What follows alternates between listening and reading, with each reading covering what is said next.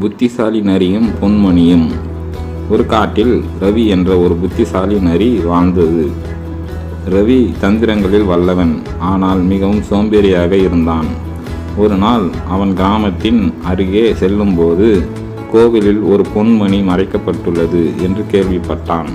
அந்த மணியை யார் அடித்தாலும் அவர்களின் ஒரு ஆசை நிறைவேறும் என்று சொல்லப்பட்டது. ரவியின் கண்கள் பேராசையால் மின்னின. அந்த மணியை பெற்றால் நான் வேட்டையாடவோ வேலை செய்யவோ தேவையில்லை என்று எண்ணினான். இரவில் கிராமத்தில் நுழைந்து கோவிலை அடைந்தான். பொன்மணி உயரத்தில் தொங்கியது. நிலவின் ஒளியில் மின்னிக் கொண்டிருந்தது. ஆனால் அவன் அதை எடுக்க முயன்றபோது ஒரு குரல் கேட்டது. நில், மனதில் தூய்மையானவர்கள் மட்டுமே இந்த மணியை அடிக்க முடியும் என்று கூறியது. ரவி நடுங்கினான். அவன் மனதால் தூய்மையானவன் அல்ல என்பது அவனுக்கு தெரியும்.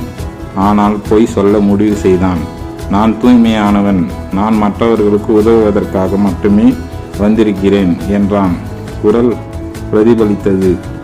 நிரூபி, சூரியன் உதயமாகும் முன் ஒருவருக்கு உதவு, பிறகு மணி உன்னுடையது என்று கூறியது. ரவி காட்டுக்குள் திரும்பினான். வழியில் ஒரு சிறிய முயல் முச்செடியில் சிக்கி அழுவதை கண்டான். முயல் கூவியது, தயவு செய்து எனக்கு உதவுங்கள். ரவி நினைத்தான், இதுதான் என் வாய்ப்பு. ஆனால் அவன் அருகில் சென்றபோது முயலின் மென்மையான ரோமம் மெல்ல ஒளிர்வதை கண்டான். சந்தேகத்துடன் நீ யார் என்று கேட்டான். முயல் புன்னகைத்து ஒரு முதிய ஞானியாக மாறியது. ரவி, நீ சோதனையில் தேர்ச்சி பெற்றாய். சுயநலத்தை விட உதவுவதை தேர்ந்தெடுத்தாய். மணி உன்னுடையது. ரவி மணியை அடித்து காட்டில் எல்லா உயிர்களுக்கும் போதுமான உணவு இருக்க வேண்டும் என்று விரும்பினான். அன்று முதல் ரவி தன் புத்திசாலித்தனத்தை மற்றவர்களுக்கு உதவ பயன்படுத்தினான். காடு செழித்தது.